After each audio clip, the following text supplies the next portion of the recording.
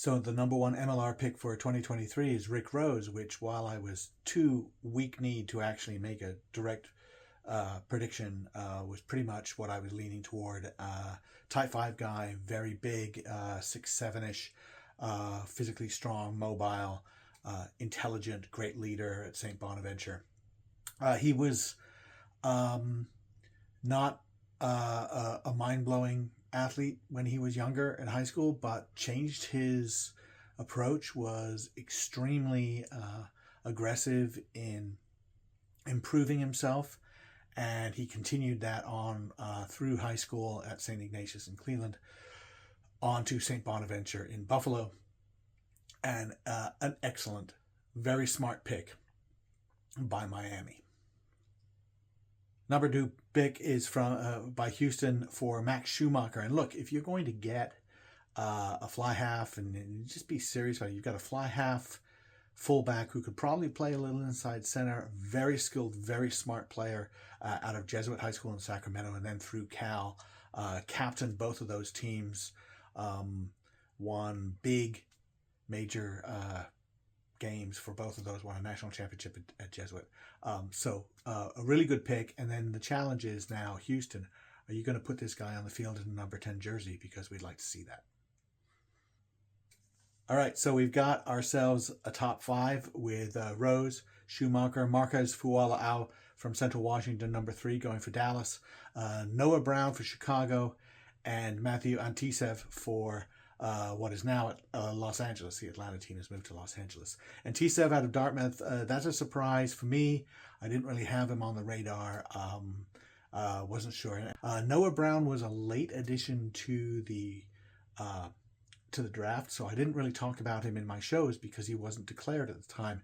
There were 3 or 4 players who had some technical issues with declaring for the draft and basically got a waiver to get in past the deadline. Noah Brown is one of them. Penn High School in Indiana, and then University of Indiana, and the USA Sevens team. This is a big question, though, is that does he become a USA Sevens player? Does he go MLR? It's virtually impossible to do both. Marquez Fuala'au, talked about him, just a massive hitter at loose forward. Really nice pickup for Dallas. All right, I'm pretty pleased personally in my judgment over the top 10 or so, the first round. In fact, we just sort of recap the first round. I talked a little bit in my earlier videos about the first picks. So we went past number 6, Julian Roberts. Wasn't sure about him because he is versatile, great athlete. Do you put him in fly half? What do you do with him? But you can do a lot with him. So I think that's a nice pickup from NOLA. They had 2 in a row, and then they pick a guy you can do a lot with in the backs. Then they pick a guy you can do a lot with in the forwards with Kean Darling. And you know I like him. You know I think he's a very effective loose forward out of Lindenwood. So that's 2 great picks from NOLA, very smart. Following that up, New York gets kind of a local guy in Nick Lapanese, and you know I was pretty high on him as well. Coming out of Fairfield, and really just a very effective player in the loose forward position, number 8 usually. But maybe moving forward to smaller numbers. We'll see about that. Houston got Oren Bitzer. I think they have to be delighted that Bitzer lasted that long. One of the best players available in the draft. Loose forward, probably could play a little lock. I think he really is very, very good. And then, you know, Rick Rose is number 1, and I felt like James Rivers, out of Arizona, really had a potential to be sort of like 1A. He ends up lasting down to number 10 for San Diego. They have to be very happy with that one. A great anchor to get in your second row. NOLA comes in with another fantastic pick, so they get somebody who can do a lot in the back, so somebody who can do a lot in the back row. Then they get Gabe Mahwinga, who can do a lot up front. Probably the best hooker in the draft. We'll see how that goes. I think Mahwinga is terrific. Another player who wasn't in the list, so I didn't really talk about him, and I would have put him very high. I would have been very high on him. Tyran Al-Jabari wasn't in the declared list. But that was a technical problem, so he got a waiver to be listed late. He gets drafted by San Diego. So now the Legion gets Rivers, power up front. Altaburi, very strong player, can handle himself in traffic. Yeah, he's a wing, but he could be outside center. Really, really nice pick. First Canadian goes in the final pick of the first round. New England gets Gabriel Casey out of University of Victoria. Really good pickup as well. I mentioned him. Big and powerful, but a step as well. I think a really good addition, sort of almost a stealth addition to the midfield for the defending MLR champs. So overall, I think this is where we finally got into a year where I'm not completely scratching my head over the picks. I'm like, yeah, okay, we're finding some type 5 guys. We're finding some effective players and not just some undersized outside backs or something like that. We have not seen a lot in the way of props yet, but we'll see.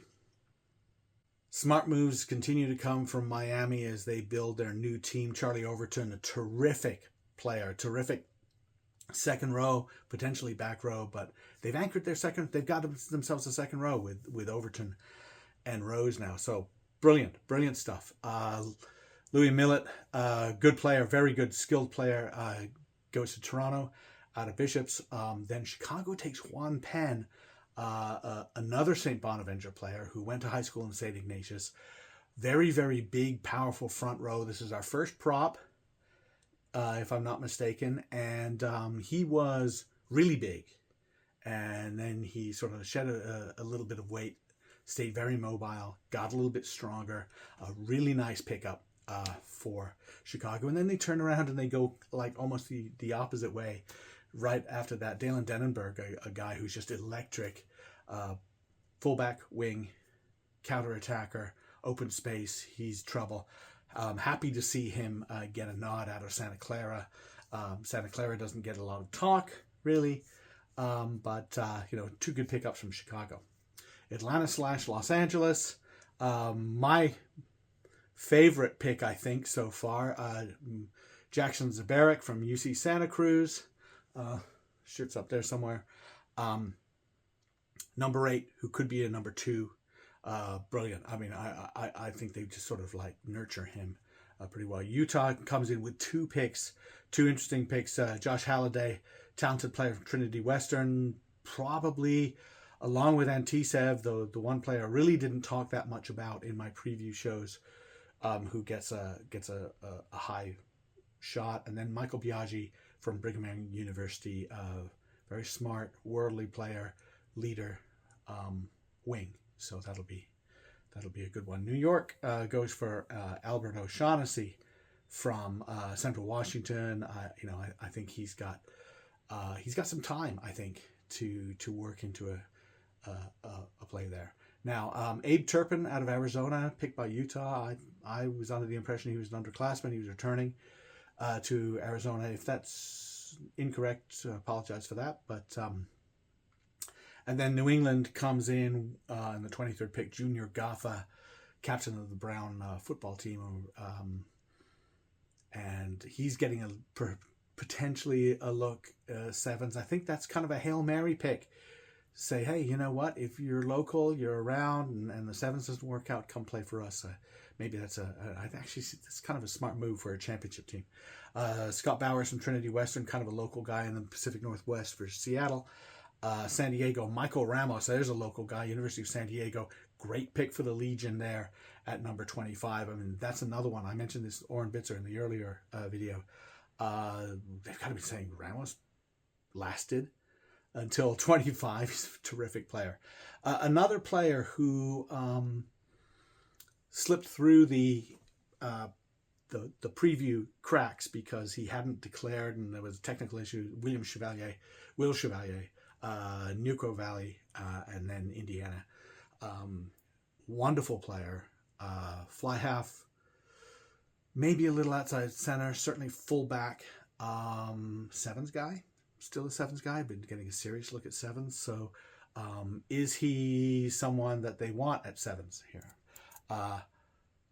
So anyway, a bit of another shot in the dark from New England. New England's like, you know what? Let's just see if we can get these guys. Hey, so did Miami actually just win the draft? I mean, I just love how they went about it. Lock, big, strong lock, can win lineouts, drive your scrum. Lock, big, strong lock, can win lineout, drive your scrum. And then their third pick, they get a prop who can move around, a prop who can hit hard, a prop who can scrum in Setovole. I was like, yeah, that's what you should do. And it's been amazing to me that some teams have just not done that sort of thing. Monty Weatherall, very good player, really good, smart guy, good leader. Out of McGill, he goes in for Toronto on the second pick of the third round. Dallas goes and picks up Connor Olvera, who I talked about a little bit, just blazing fast, BYU. Really like him. Clayton Means out of Lindenwood goes to Chicago, and Chicago has done very, very well with their picks. I'm going to have a look at them in a second. But he's a guy who doesn't really make mistakes. He's just in the right place at the right time, inside, more outside center. Ollie Griffiths out of UCLA, pretty handy player, good experience. He goes to Atlanta/LA.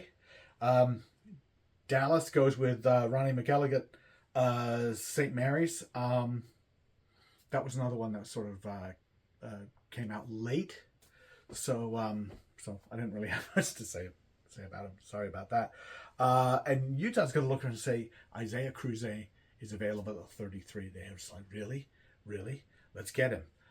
He could play anywhere. He can play all over, and just a wonderful pickup at the end for them.